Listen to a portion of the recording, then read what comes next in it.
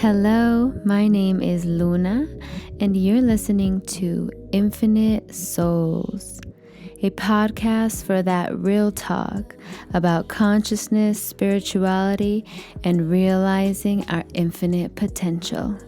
Mucho, mucho love and light.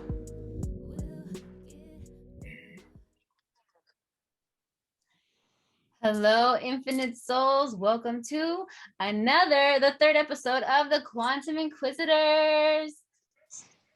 Hey, guys. Welcome. Happy Friday. Woo-hoo. You guys have any plans for the weekend? I'm working. I have the weekend, a week off. I have 3 days off for the week, and then I work during the weekend. So I'll be working. Me. How about you two? John. Me, I'm just going to be gardening and trying to fix my garage door. Those are my 2 goals, and keep the kids alive, obviously. That would be helpful, yeah. I actually, since you guys are both working on the weekend, right? And so I saw this post of this guy was like, I feel like there are weekends and there are something else. So when I'm doing all of these chores and doing all this work, I feel like I need a weekend after that. So you need a weekend on top of your weekend. But I call it you're being self-sufficient. You're planting, you're learning something, so that's good. Taking care of your kids, spending time, quality time. Well, 5-day weekend to help with that. Yeah, yeah, for sure. Man, I don't have any plans except for Sunday. My friend is gonna come over. We're gonna barbecue, but vegan for me, obviously. But yeah, that's about it. It's a long weekend, apparently. So today we are talking, not small talk, we are actually talking about something very, very serious. Conspiracy theories. Oh, wow. There's a lot of them. But I actually want to ask these 2 gentlemen here, Sifu, Mr. Sifu, and John, is this a deep dive or a belly flop? Meaning, do you believe the theory? Do you want to go deeper? Or is it like, no, that hurt? Okay, so let's see. What do you guys, the first one, okay. What do you guys think about flat Earth? Is it flat? Do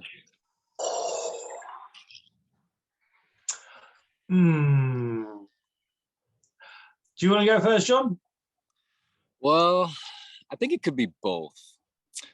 But I feel like for me personally, I'm in a round Earth. I don't know, because I feel like it depends on like parallel timelines almost, or something that we don't quite understand. I feel like some people can actually be potentially living in a flat Earth, and some people can be living on a round Earth. I mean, why can't both be true? I don't know. So deep dive. See, you didn't see. I actually, especially because of certain. We would science all the whole thing about the toroidal field, like the shape of the donut. I actually believe in the hollow Earth. I actually believe that the hollow Earth theory. My issue with the flat Earth, there's a couple of issues. One is, okay, so flat Earth, okay, but then is the sun also flat? Or is there nothing else up there? It doesn't make sense on the whole. Well, and as I've got friends who've done remote viewing, I've done remote viewing. I see spheres, and the things like the Law One, which I very much listening into, they say spheres. They call the Earth a sphere, and they talk about things as spheres. So if there was if I saw a flat Earth in remote viewing, then I could accept that. I could, okay, fair enough, but I haven't. And there's I can't fully remember it, but there's a thing. There's a degrees mapping thing that if you go, I'm getting this totally wrong. I'm just going. I'd have to again. It's one of these things I'm going to have to look up. But there's a thing about one of the back in the 1800s when they were talking about like the Earth being flat. There was one of the one of the adventurers that did this thing of, if you go roughly, like say, I can't remember exactly, but it's something like, if you go 2 miles in one direction, then go 90 degrees and go 2 miles in that direction, then go 90 degrees and 2 miles in that direction, that 2 miles, that's enough. Or it's something like 2 or 5 miles. That triangle you just created, you if it was a flat Earth, you wouldn't connect. But going so many miles one way, then you turn 90 degrees, so many miles that way, or the same distance, and then turn 90 degrees again, you come back to the place you started. If it was a flat Earth, it wouldn't happen. Now, I unfortunately I didn't think to check, but there was one of the, I think it was from the 1800s, that's why it went into this. There's less likely to be flat Earth because of this thing that, basically a triangle. Because if there's a dome, if it's slightly curved, then it will create the triangle. Now, unless the Earth isn't flat, it's domed, then you could say, oh well, then that doesn't work. But I've always learned, listen to your heart, and it doesn't resonate. It doesn't resonate for me. Hollow Earth does, because of Admiral Byrd and certain other things, but flat Earth, there's too many potholes for me. There's too many potholes. So, but what Luna? What about you? Well, so you say belly flop. I think gosh, so it doesn't resonate with me. I always go based off of my energy, with my intuition, what my body says. So like John said, I may be living on the round earth or on the round side. Maybe it's like, like the letter D, like a snow globe. And there is a flat part, but there's also a round part, you know what I mean? So maybe that's how it is. And we just perceive it differently. And maybe the flat part is inner earth and the other part is outer earth or something, because we are inner and outer beings. And I think that nature reflects us, and I'm not flat, you know what I mean? So that's why I don't think that, since we are so multidimensional, have so many different things going on, I also, the other reason why I don't think that it's flat is because I watched a documentary about flat earth. I think it's on Netflix. I don't remember the name, but I think it's called Beyond the Curve. There you go. It just came. Okay, Beyond the Curve. And they did different experiments to see if the earth would be flat, right? So they did the distance thing. They did this other where they shot like a laser. And if it was round, then it would not hit a certain part. It would hit lower, right? Because it's going like round or something. So it proved that no, like it's not, it's round. It's these experiments are showing that it's round. But then if you search the internet, you can find any information for any theory, for any opposing thought, even the opposing thought, you can find so much information for it. So I do believe that everyone lives like in their own reality in a way, although we have a collective one. But since I believe in like multi-dimensions, and I think that I believe that every idea or theory that we've ever had exists somewhere. We've created it somewhere, and it exists there, and we can access it, so I guess belly flop for me. Yeah, I mean, prove me wrong, but it's sort of belly flops for me. I mean, the one thing that's always interesting is that there's been several people who have created hot air balloons, created even a rocket. There was a guy, I think it was about 2 years ago, that actually created this rocket, and they all were heading up to prove it, and then you never hear from them again. So there's one or two options with that. Either they proved themselves wrong, or they proved right and somebody took them out. I mean, there is that option, but it's just that everyone who says, I'm going to prove it, I'm going to prove that the Earth's flat, you never hear from them again. So I thought, why? But you know, you have, there is that thing with Luna. You put, I believe everything exists that's meant to exist, which leaves me with a dilemma, because that means flat Earth exists also as round Earth. How that works, I don't know. But in theory, everything exists. Everything exists because it's meant to exist. If you think of it, it exists somewhere, which is sort of in the law one, and it's an old thing that everything's created by us. Then that means technically flat Earth exists somewhere.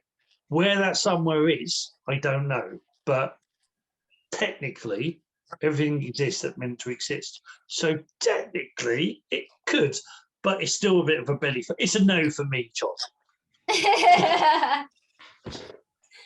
Well, we still dove deep into it though, because I mean, not that deep, but it just doesn't resonate. But I do think that it exists somewhere. So then that would mean that it does. You know, I can't deny it. The only people who know what Earth looks like are the people who've been in space. I haven't been in space. I would like to. I honestly would like to be in space. Would you guys go to space if you were given the opportunity to, like right now? Heck yeah. I can come back. Well, yeah, that would be nice.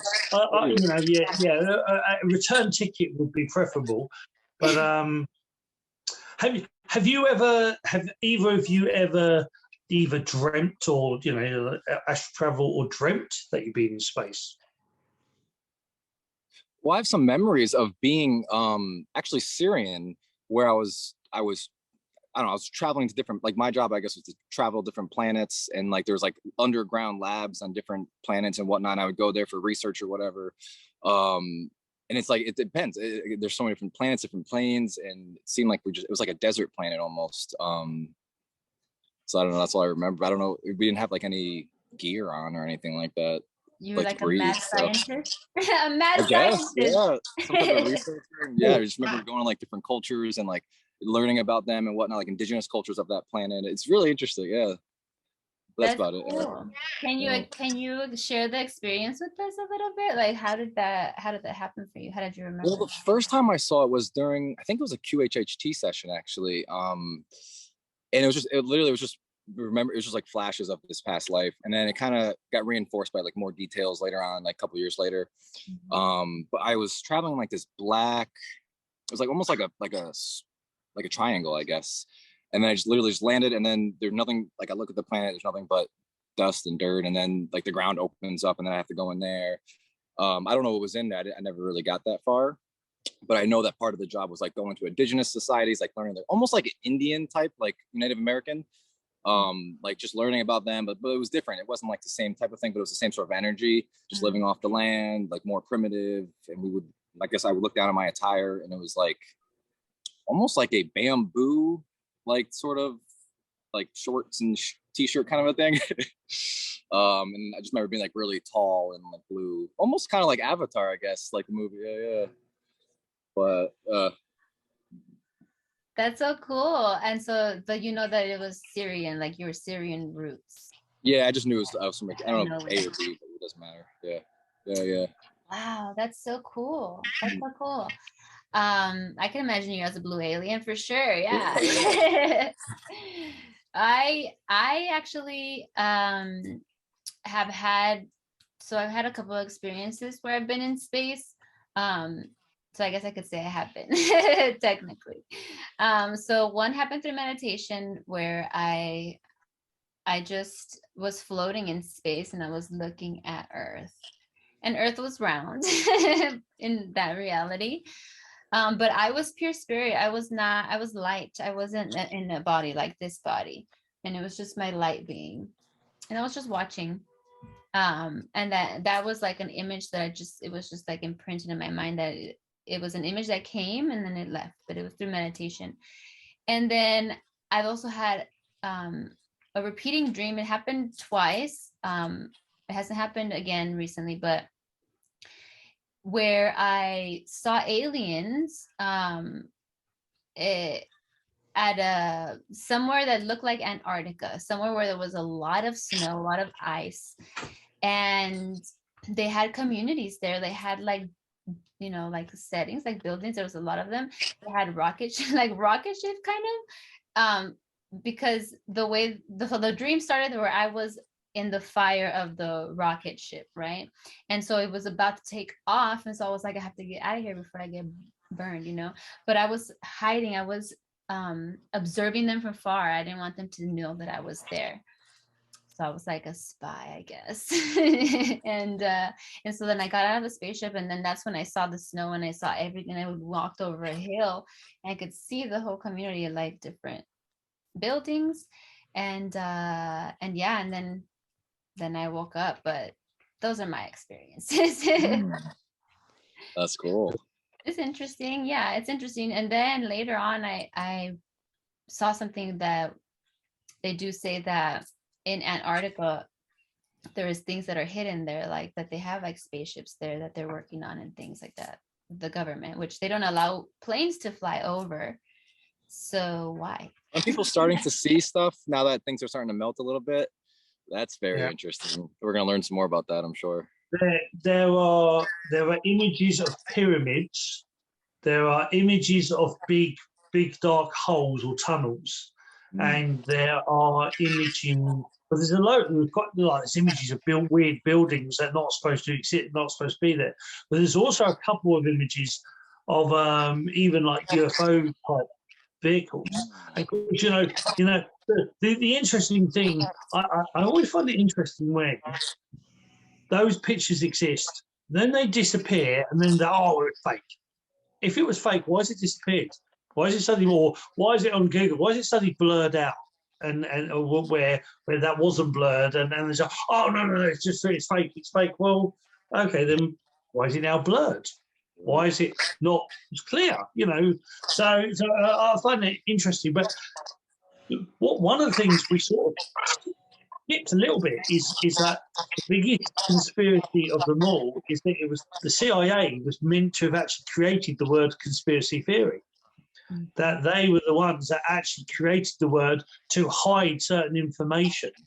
And it's also, I know from friends who are agents, work in agencies, that another thing the original CIA did was you get the truth and you put lies and truth together in the same information, so you can't tell which is which. So you know, if something was released that was true, straight away they would bombard it with things similar but not true, or totally preposterous true. So people would then not know. They'd get so overwhelmed. You know, a little bit like when you go shopping and there's 57 flavors of chips. You guys say chips. We say crisps in the UK, but you guys say chips. There's 57 flavors of chips. You still don't know which one to take, because it's the whole psychology that when you bombard both truths and lies, people just they find it very hard. So that's the original conspiracy of them all. It's that it was the CIA that actually created the word, and they also created the system of bombarding truth with lies together, so you never know which is which. In a way, that's a blessing for us, because now to gain the real truth, we have to go within, because we're just so sick and tired of seeing the half truths, and later on you figure out that wasn't true, and all this information that you have to sift through, and it's like, really, we just have to go within, and all the answers are right there because we've created it all. And I feel like you can tap into any of it, but it takes more work, obviously, and more time. Yeah. Yeah, for sure. I mean, they definitely mix the truth with the non-truth, and that's the whole thing. That when what was it with Donald Trump, where he was talking about fake news, right? That became a phrase. And that was like to throw people off, to not know what way to look, like what's happening, right? But he brought that term to the public, and there was a theory, since we're talking about theories, that Trump was a time traveler, and that he came to wake us up, basically to help wake us up. Even though a lot of people, I mean, I don't want to get into politics, but this is a theory, you know. So I was like, that's very interesting. I mean, he did shake things up, and people are woken up when they get shook. So aren't we all time travelers though? We came back here to kind of fix the other timeline that we were on before 2012. But have you ever read the book? There was a book in the 1800s called Von Trump, and it was about a rich family, Von Trump, and that man becomes president, and everybody else. There's actually a book. There's actually a book. So the whole time traveler thing gets even more spooky. That this book suddenly appeared out of nowhere, but it was a genuine book, but everybody seemed to have forgotten about it. And suddenly they found this book called Von Trump, and the Von Trump had the towers, and then he became president, and there was a big riot, and they burnt the tower, which hasn't happened yet, but they burnt the towers down. But there was this whole thing, and he lost the presidency and then came back, I think, like 10 years later or something, and became president again. So there is actually this book that talks about. Interesting. So, the book was written in like the 1800s. Yeah. Something like that. Yeah. Right? Yeah. Again, another thing I should have checked first, but I know it's Von Trump. It's something about the thing of Von Trump. So actually, I might see if I can get it for now. Yeah, I actually heard of that book. I haven't read it, but I did hear about it. People were like freaking out that it has such close similarities to Donald Trump's actual life. So yeah, I mean, it's a possibility, and we are all time travelers, like John says, you know. And speaking of, you know, like time travel, we can time travel with our consciousness, right? And so I think that we are going to merge consciousness and technology, or make technology assist consciousness in a way where it's not invading it. You know, that's what we have to come up with, where it'll assist that, but we can learn to time travel with our own energy. You know what I mean? I mean, technically, if the Earth is ascending, then we won't have so much mass to be able to do that, right? That's what I think. Anyway, enough about Donald Trump. Let's talk about another conspiracy theory, okay?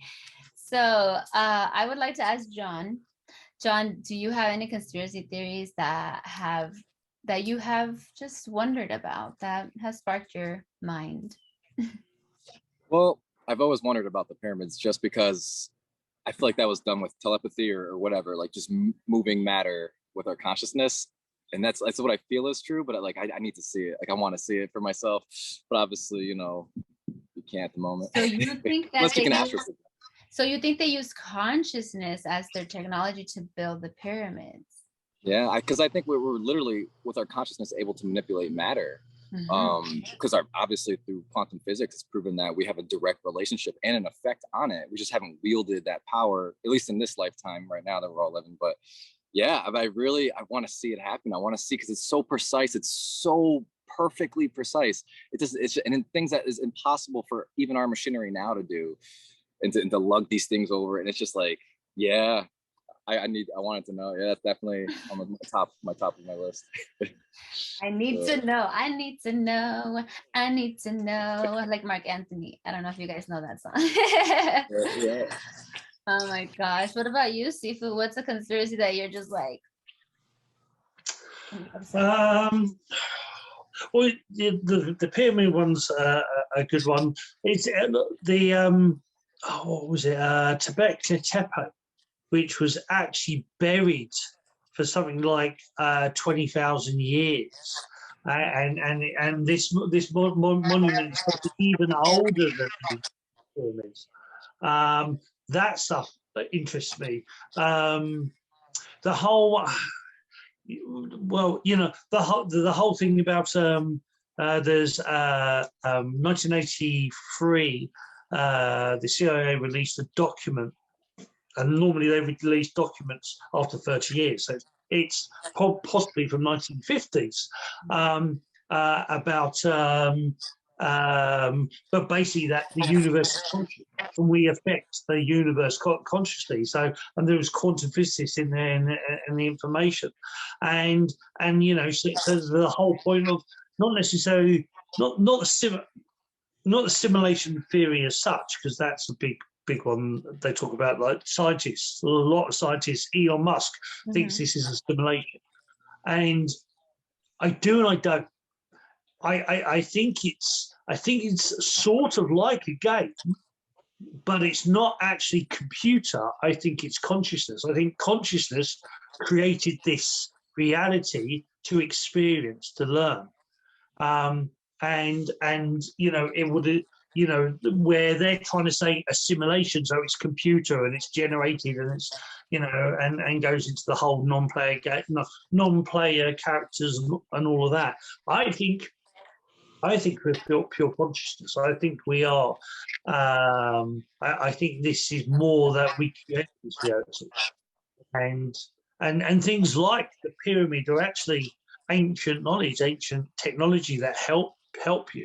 And there's some interesting things about pyramids as well. But yeah, I definitely. But it's, for me, it's about this whole, what is this reality?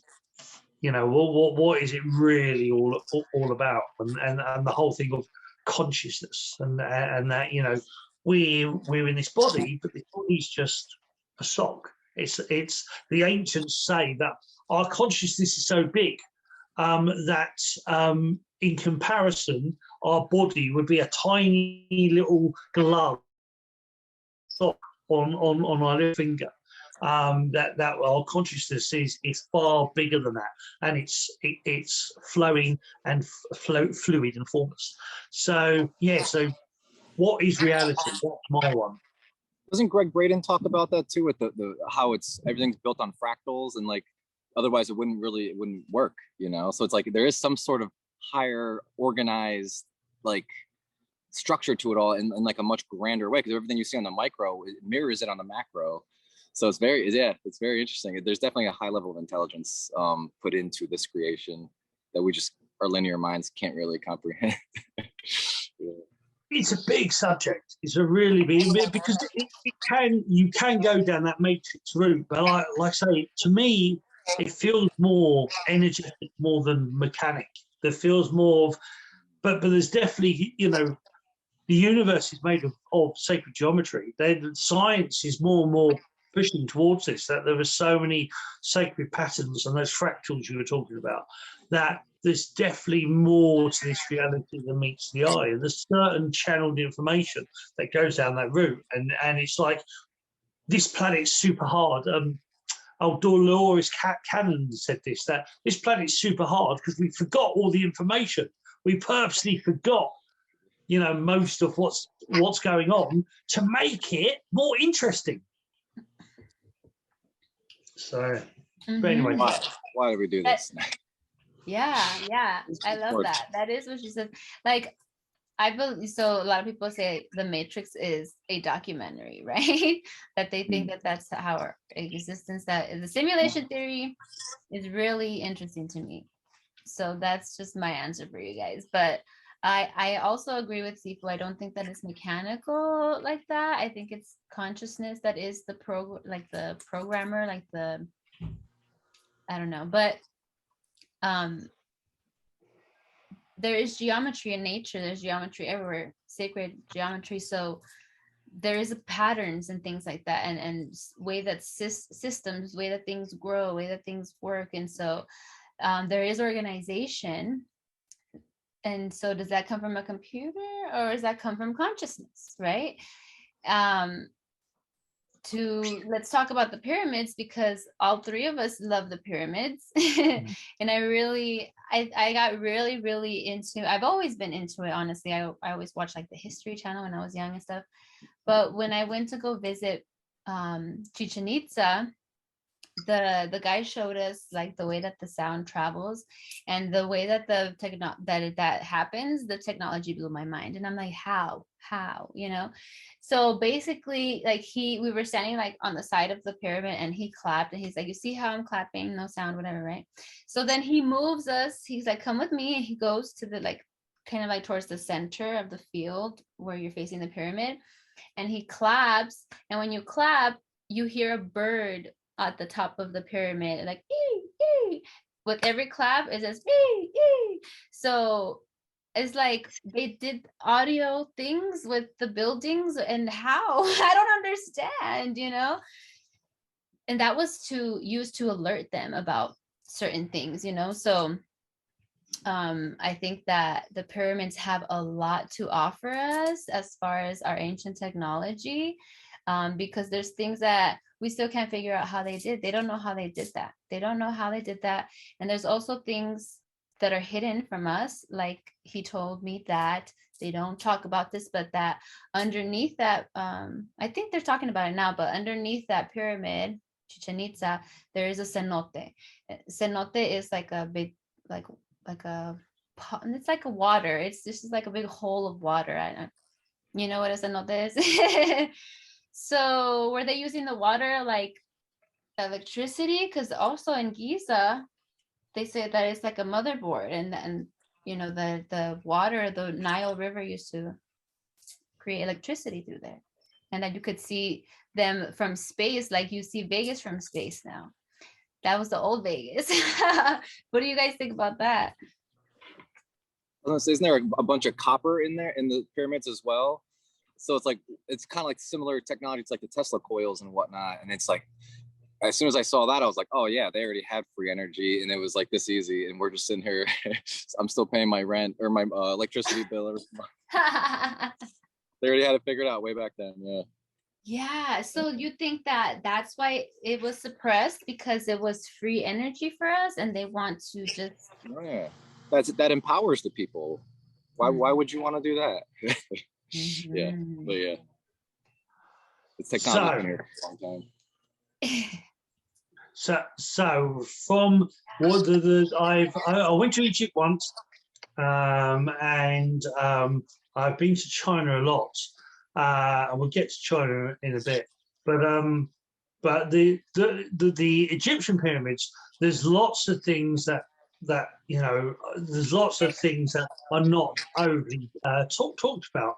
There were no in the tunnels. There were one of the big things, like there's actually hieroglyphs of like these big bulbs, like a big. It looks like a huge bulb. Well, why go for it?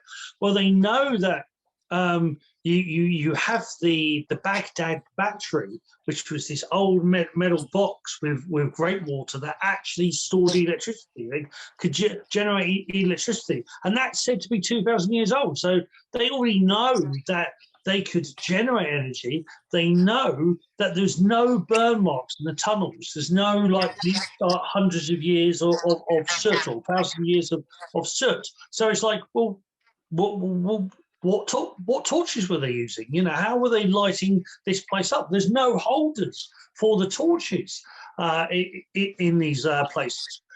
There's a load of thing about the sound acoustics in the Egyptian pyramids as well, but also it used to be what was it? Was it not chalk? There used to be a surface all over the pyramids, polished, so it would be shiny. And so, like when the light shone it would literally light up. That was a conductor. It was actually a conductor energy. And then the other thing that's less talked about, there were capstones on the pyramid. So there was these big stones that are now disappeared and now no longer there. But they knew there was capstones on there, and so there's a lot of evidence, or there was a lot of. They know there's underground water. You have the Nile, but there's also underground water as well. And underground water, when over, and there's a lot of quartz in the ground as well, it can generate electricity, can generate energy.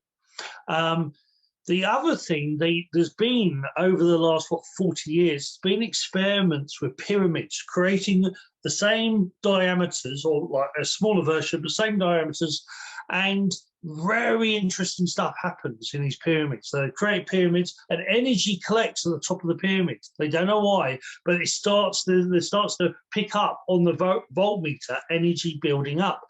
And you sleep you sleep in them, and it does affect you. There is something weird about it. There's something that alters the energy.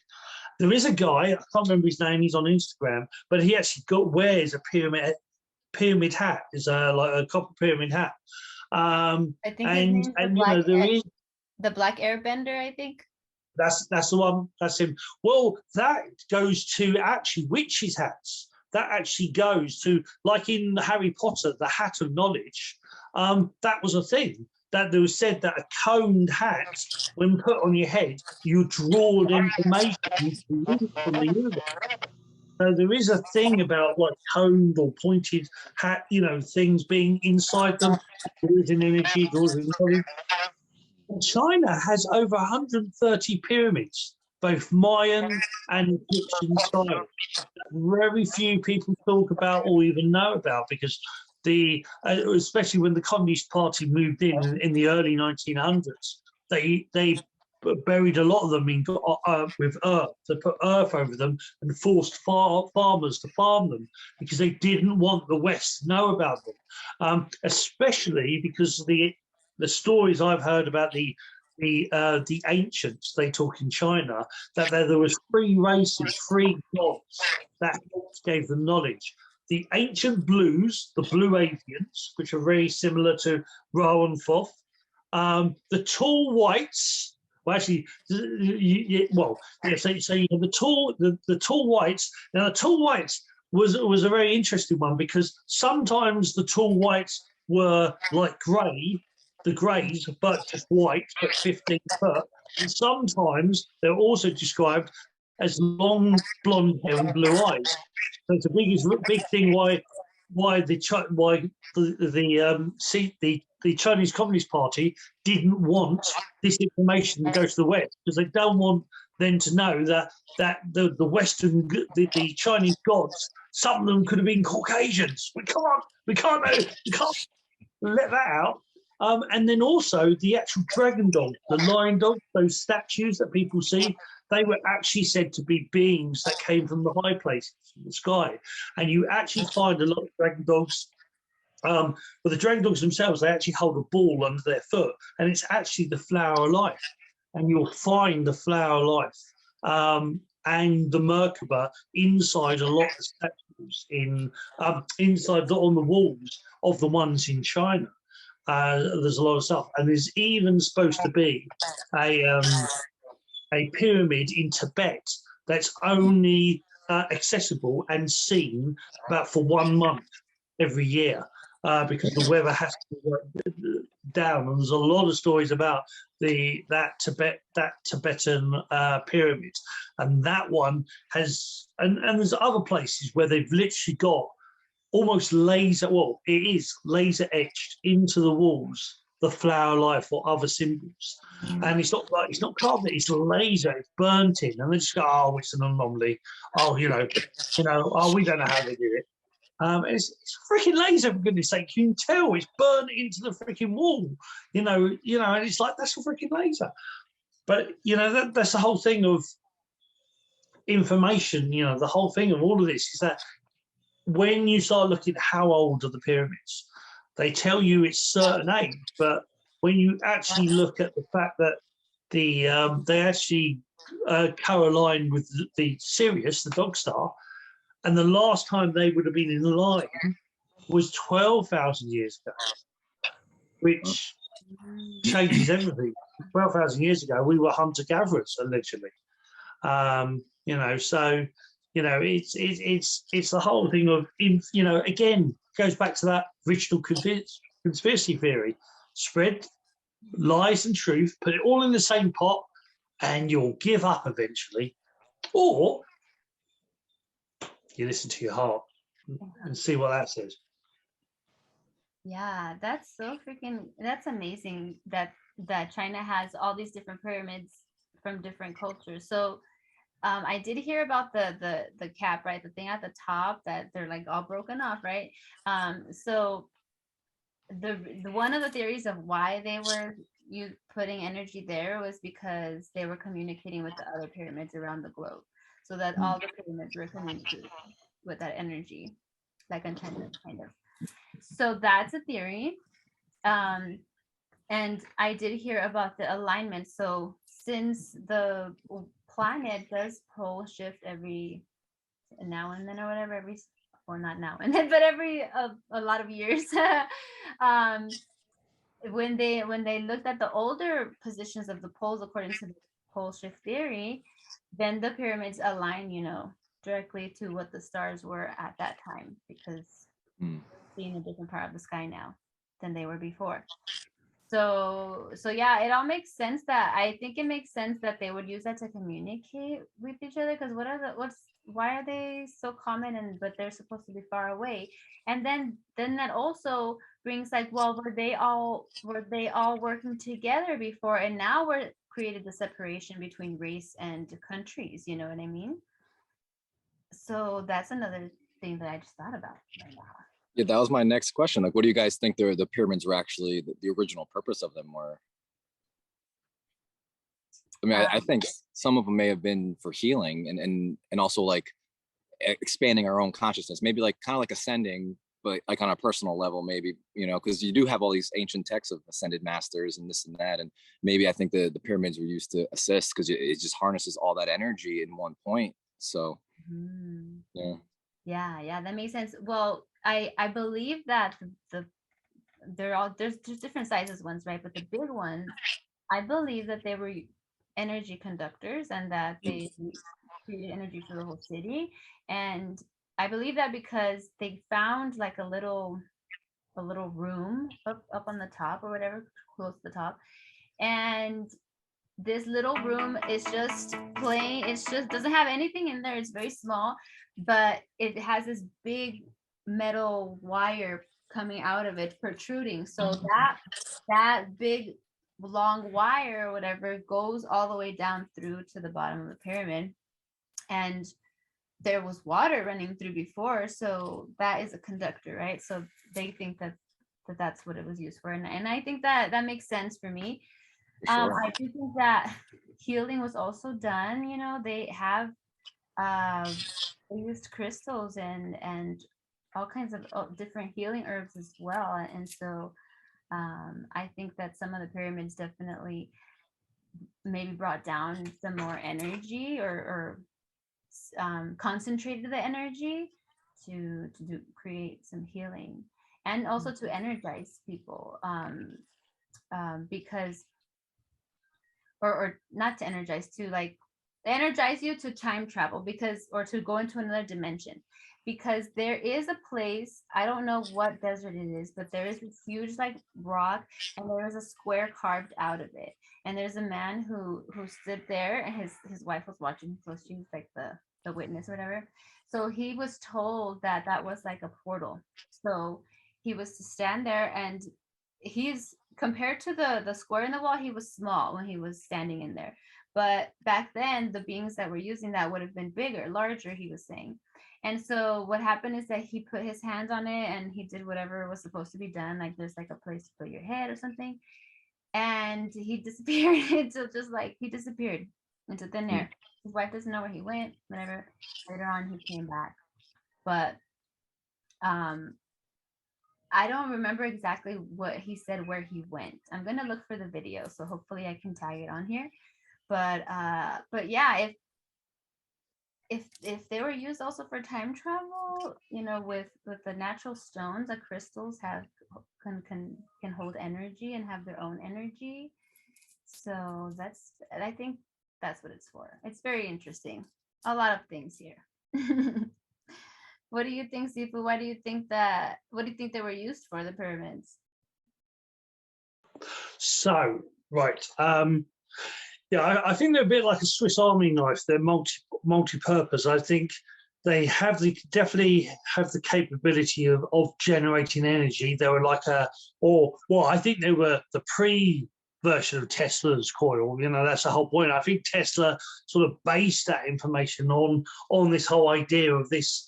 Like his was obviously more of you know, the whole idea of the needle points as well. You know, the Egyptian, what do you call them? The big needle. You know, you have them in Washington State and whatnot. The big stone points. I think they're tapping. They're literally like a needle. They're tapping into the energy, and I think the pyramids a bit like the cupping system.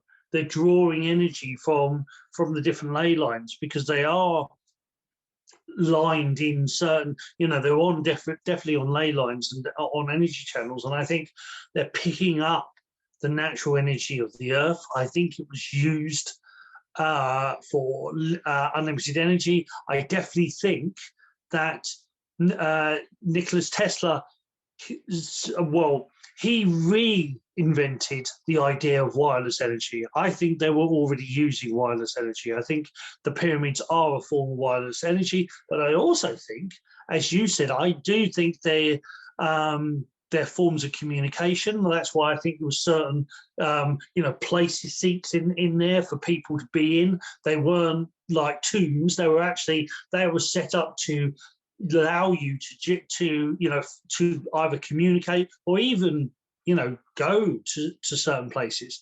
And the false doors, if you actually look up ancient Egypt false doors and ancient false doors, you'll see them all over the world in literally mountain places. These like, you know, the shape of a doorway, but it's, you know, like a, you know, it's your false door. And I think they're very much portals. They're stargates. You know, they call them a stargate.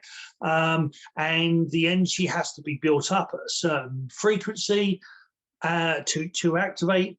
But I think, you know, so I don't know if I've told you guys this, the one about, I had CIA friends, and a very serious one, and I once very particularly said, so when is the CIA going to admit to the existence of Bigfoot, fairies, and the unicorn? And he looked me straight in the eye and he said, Boggy, you know as well as I, as there are different dimensions, there are other dimensions that exist in this reality. And when the energy is in certain places, when the energy increases, those portals or doorways open and they come in and out. And that's why, like Sasquatch, like Bigfoot disappears. Is there 1 minute, disappears. Fairies, we used to see fairies. There used to be loads of pictures back in the 1900s in the UK about fairies. And I think it's similar thing, that the energies fluctuate, like, you know, energy's all like a wave. And these pyramids and things like that were a way of channeling that energy, to build that energy up, to use it in certain things, Mountains, I think, are natural pyramids. Some of them probably are actually pyramids. There's what's that one in America? There's the mountain that doesn't actually look like a mountain. It looks like a fortified ancient giant tree, and it's called the Devil something, isn't it? And there's a couple, and that's another conspiracy theory. I think there was ancient trees. I think there were trees, humongous trees that once existed. I think this planet is a lot older than we've been led to believe. And I think that in the past there was more energy about and things were easier. So vampires, ghosts, I think ghosts are other dimensional beings. I think a lot of ghosts, I think they are literally other realms that exist. But I think that this is old technology. At one stage, they knew how to channel it. They knew how to boost the energy up, boost the signal, a bit like Wi-Fi. And we've lost that knowledge, but it's happening again. I think that's why we're all waking up. I think that's why lots weirder stuff is happening, because we're entering a point in the galaxy where there's so much energy, we've got no choice. We've been bombarded with so much. That's why there's, like, for goodness sake, we had a 24-hour solar flare just a month ago. That's never happened ever. A 24-hour solar flare. Well, not in recorded history anyway. So, I think there's lots. I think energy is growing, and when the energy grows, I think there will be lots more weird stuff happening. Okay. So did that answer the question? I have a couple of questions for you. Yeah. I have a couple of questions. So do you think that those doors, okay, so these traveling doors, these star portals or stargates, um, was this technology brought down by other dimensional beings from outer space beings or Pleiadians or whoever? Or did we just learn that on our own, download it from consciousness? And were those portals, were those doors open back then all the time, and were beings just coming in and out? Were we able to go in this physical body to another dimension instead of using our consciousness? Those are my questions. Yes and yes. So, as in, was it extra dimensional, or you know, other planets did, or was it us? I think the answer is yes. I think it was both. I think we are those extra. I think we are those extra dimensional beings. I think we're the sayings about oh, everything is alien. I think it's more interesting than you think. There's big conspiracy theory that Earth is almost like the cooking pot, that on different planets you have a whole planet of African style people, you have a whole planet of American Indian style people, you have a whole planet of Chinese style people, and the universe all works like that. And this planet, we've all these different people come together to experiment, to see things in a different way. Because my biggest thing always is that I can understand, you know, like, so I can understand how if we all came from Africa and we originate from Africa, that makes perfect sense to me. But then how come I exist? How come how did these other races, these different anomalies, suddenly Chinese people were made, so this was made, sometimes that doesn't make sense. But for lots of people to come together, lots of different races to come together onto one place, that makes more sense to me. That resonates more with me. That may be a certain controversial subject, but it's the whole idea is, I think we're all extraterrestrials. I think we're from all different planets, all different races, from all over the universe, and we just don't remember that information. Not just we're reincarnated, but also our species and such, that has moved from different place to place. And this planet is sort of like, it's the grand experiment. It's the great, you know, what happens when it's the Big Brother house. You know, it's like a Big Brother house. You know, we're all together, all trying to get on, and all our toys have been taken away, all our knowledge has been taken away, and it's like, you know, but that's me going off on a tangent. But yes, I think they are portals. I definitely think we've got the energy to open them. I've had friends do remote viewing on different doors all over the world. They've seen stuff. I've been done certain ones where, yeah, I've definitely, for me, it was a doorway. It's a door with it's a weird, you know, it's like the energy's right, it suddenly magically becomes a portal. But when the energy's not right, it's just a stone wall. It's solid. Because there is that science that shows if you can change the molecular structure of your atoms, you could walk through that wall or through that door. You know, it's only because you're vibrating at a certain frequency and that wall is vibrating at a certain frequency that you can't go through it. But you change the frequency and you can go through it. And I think that's what these false doors are.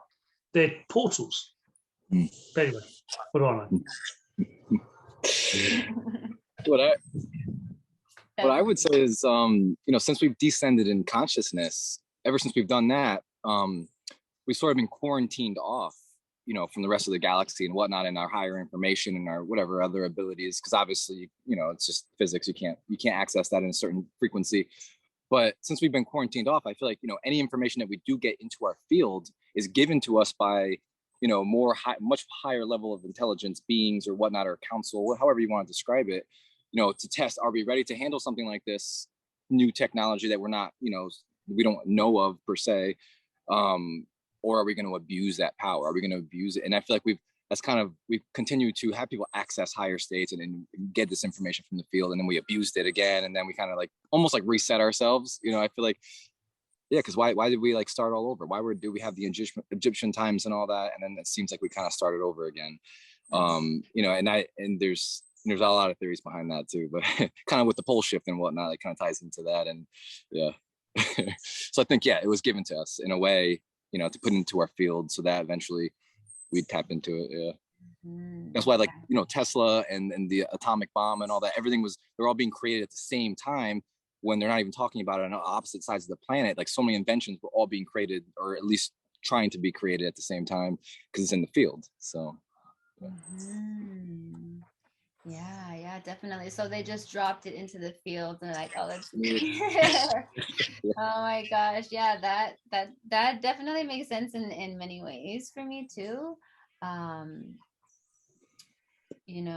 Because look at us now, right? Like, if we say we started all over again, technology is now advancing really, really quickly with the release of the internet, and it's advanced so quickly through our own doing, but then people are also communicating with these higher dimensional beings through meditation and stuff. So they're getting information, and when we get when we get an idea or information, it comes from the nothing, it comes from the etheric and realm that we can't see. So I think that theories are just things that are unexplained, really. Let me close the window because I have the gardener, sorry. So I think that I wanted to ask you another question. So you talked a little bit about race, right?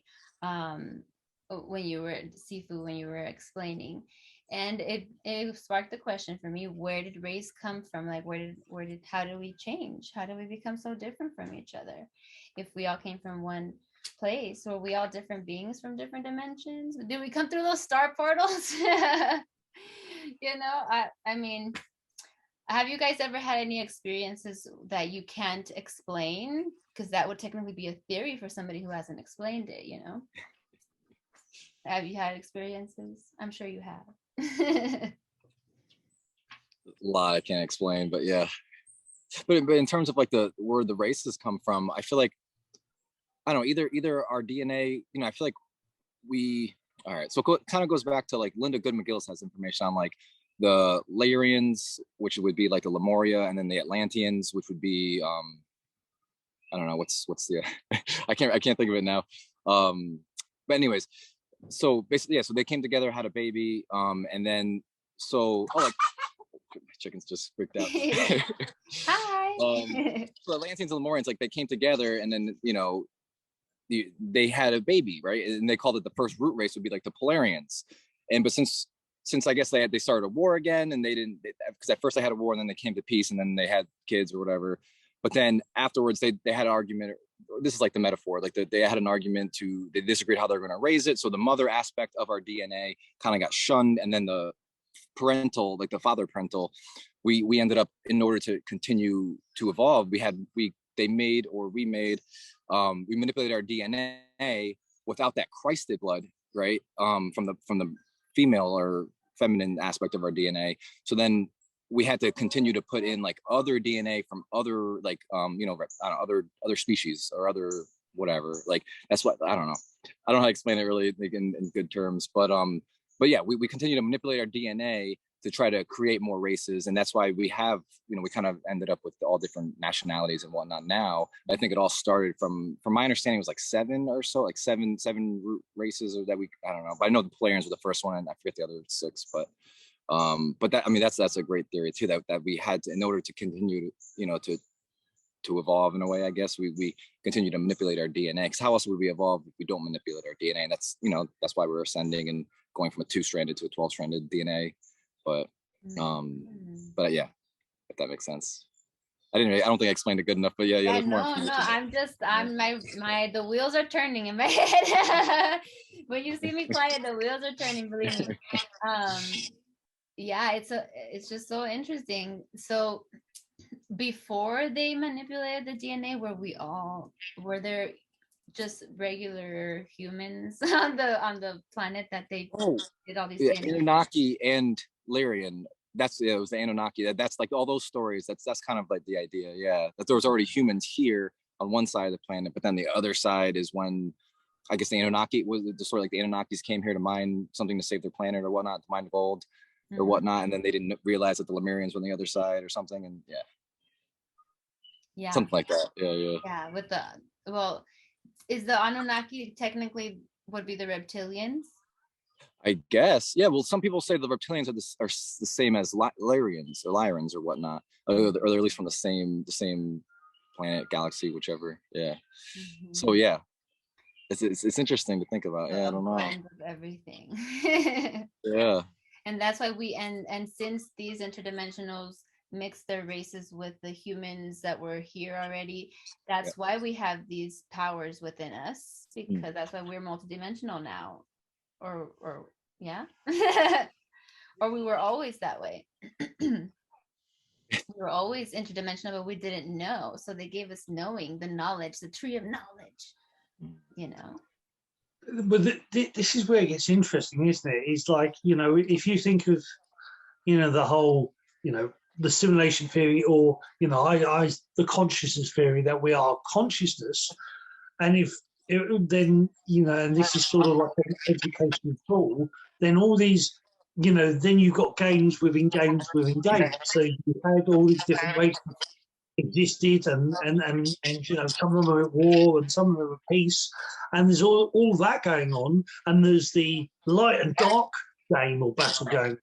But then above all of that is consciousness itself, is that, well, we're just here to learn and grow and expand. So it's which rabbit hole do you want to go down, because you can go down one rabbit hole and, oh yes, we were created by this and this, and this and this happened, and create another rabbit hole, and because, like, as I said, there was certain CIA information that was saying the Mayans came here because their planet had been destroyed, and they were here for a period, and then a lot of them moved on. The same with certain other races, that they were from elsewhere, and it's but then, if we're still consciousness and we're just playing this game, then that's just a game on the game on the game on the game. Layers of layers of layers. It gets into, what's real? I don't know. How long is a piece of string? Twice as long as half. It's very interesting. It's very interesting. I just want to mention, because you said that they were here and then they went to another planet, the Mayans, right? The Mayans did disappear from the face of the earth before the invasion happened. So that was told to me on the tour, and I remember I was thinking, wow, they knew that something was coming, so they decided to leave. But where did they go? Where did they go? That was my question. So thank you. Maybe they're still here. Maybe they're us. We are them. Yeah. But if that's true, so like, if we are all one, right? We are all each other, and so these beings that say that it's true that they came and the Mayans came and then they left. Well, why did they leave us? Why did they leave the rest of the humans that are here? You know what I mean? How are we different that we were not able to travel with them? Time travel. Well, maybe they ascended. I feel like they've literally just in their consciousness. Like ascend. Yeah, exactly. Yeah. And then they just start going to their light body or whatnot. Maybe. That's what I thought. That was my first thought when the guy said that they disappeared. I said, "Oh, they ascended." That I immediately said that, but I don't know. Go with your gut. Well, the Lemurians were meant to go the same way, weren't they? The Lemurians are said to have ascended. You've got all the Tibetan monks that are said to over, was it 15,000 documented cases of Tibetan monks that have turned into light. A lot of them, like, in front of people, that they shrunk down to tiny little statues and turned into light and moved to wherever. That also, and this whole thing about, or with the pyramids, whatnot, they're the same we're just before a lot of these people they ascended, they were doing weird stuff like they could put their hand into rock and leave their handprints, and there's handprints and footprints all over Tibet or of these monks, and it's not the only place. Or there's certain temples that the rocks are literally molded into each other like they were putty, and so there's that whole thing of ascension. But like for me, or you go again, it's that thing of who are you? Because the case of if you had past lives, what happens if you had not just past lives on Earth, but past lives in Lemuria, in somewhere else, So who are you? Who actually are you? Where are you actually from? Like people like say, "Oh, I'm from Sirius. I'm from this." The ancient knowledge says that we all came here at the dawn of time, the dawn of the universe. All came. We all came as one, and then we became lots of different things. And Ra, the Law of One, says the same. Is that first we experienced first density, which is literally minerals, and we were rock, we were water, we were this, we were that, and then the second density we became plant. And animals, the third density is human life. So if we've been everything, then who are we? Because we've been everything. Yeah. That's the question of the life. Who are we? I love that question. Like, who? When you're saying that, what I think is, that's the reason why I stopped obsessing over conspiracy theories, because I got in touch with who I was, right? With that spirit inside of me. So that happened for me through meditation, and it can happen through many other practices. And when you just touch your divinity, you're just mind blown at how huge you are. You're not just this body, And so it makes a lot of sense. And so for me, when you say, who are you? The way that I imagine myself in my head is more like a feeling. How I feel myself is like just a sound, a sound that coming and going, because sound is impermanent. You hear it and you'll never hear that same sound again. It comes and goes. And we are vibration. So that's the best way that I can explain it. I'm a sound being. I'm a singer. So that's the best way that I can interact with my reality, is through vibration, and that's how I explain it. So that's who I am. Who are you, John? I just am. Well, I don't know. Well, how you said, when you said you feel it, right? And I feel like really discovering who you are truly outside of this all, it's an experience, really. It's not something there's no words for it, really. You can try to describe it all you want, but it's really an experience, and it's an individual experience, because every person has their own signature code of their soul that they connect to, and it's that can be wildly different. That's why it's as we continue to ascend and become more like one world soul, I think we become unique expressions of, I guess, creator or soul or whatever. And it's weird now, because actually the past couple of weeks, and I used to look at myself in the mirror or my face and be like, all I can think is judgment. Now I'm looking at it, I'm like, who the hell is that? I'm starting to identify less and less and less with the body, and it's kind of confusing, because I forget what I look like sometimes, or what the body looks like, and it's just because we're becoming more and more identified with our eternal self, with our spirit self, which honestly is such a blessing. No matter how hard it is, it's I feel like it's just pure love. It just fills you up. So that's who I am, I guess. Amen. Absolutely. Yeah. I feel like that is one of our major life lessons, to stop identifying with just the body. It is part of who we are, but we are everything. And so we do need to integrate it as well, and not forget about the human. But I feel like getting in touch with the soul is really going to shift everything for you.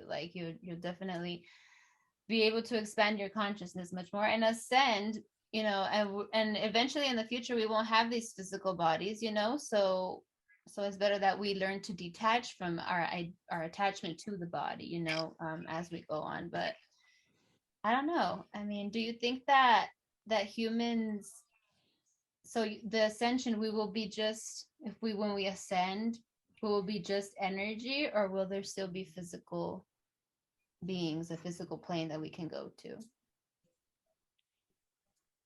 Well, what I was gonna say, well, I think we'll be in a light body, but that's still technically physical. It's just less dense. I think, I think we're in a material realm. From my understanding, there's like 12 densities or 12 physical dimensional density. Either way, it's just less dense than here. It's just less compressed. So like things are more flowy. Like Sifu said, you can just put your hand through stuff and like go through walls or, and I think eventually the physical planet will match that state. But I'm not really sure. Obviously, no one knows. But I just have to flow with it because my mind doesn't really know anything. Yeah, I mean, we're just being creative. We're just thinking, whatever comes through. Right, exactly. It's all theories still, right? These are conspiracy theories in a way, right? Yeah, they're our own. We come up with conspiracy theories all day and we don't even know it. Conspiracy theories about our own selves, of who we believe we are, our attachments, like I was mentioning. But we've been on the show for a while now. It's been super fun and exciting. But I do want to ask Sifu one more question. Who are you, Sifu? Who are you, really? I know what I know. I sing what I said. I come and I go. It's the thing I keep in the back of my head. Ooh, I like that. We got another musician in the house. I love it. Oh my gosh. Well, it has been an amazing show, you guys. I've had a lot of fun talking about all this stuff.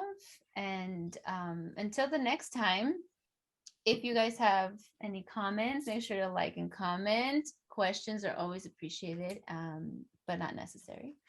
And do you guys have any last words before we close out the show?